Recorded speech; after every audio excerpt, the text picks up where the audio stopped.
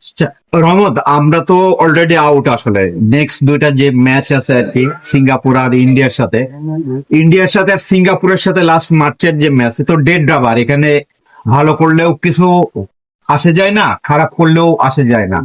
তো এই দুইটা ম্যাচ নিয়ে কি আসলে যে প্লেয়াররা কি সিরিয়াসনেস পাওয়া যাবে কিনা, এই জন্যই বলতেছি যে বিগত টুর্নামেন্ট গুলোতেও দেখা গেছে ওয়ার্ল্ড কাপ বা এশিয়া কাপ কোয়ালিফাইং এ আমরা যখন আউট হয়ে গেছি, শেষের দুইটা ম্যাচ আসলে বিগ বিগ মার্জিনে আমরা হারছি, যে তখনও প্লেয়ারদের আপনার একটা মানে সিরিয়াসনেস কমিটমেন্ট নিয়ে প্রায় কোশ্চেন আসছে। আপনি কি মনে করেন যে আসলেই কি সেরকম হওয়ার সম্ভাবনা আছে লাস্ট দুই ম্যাচে?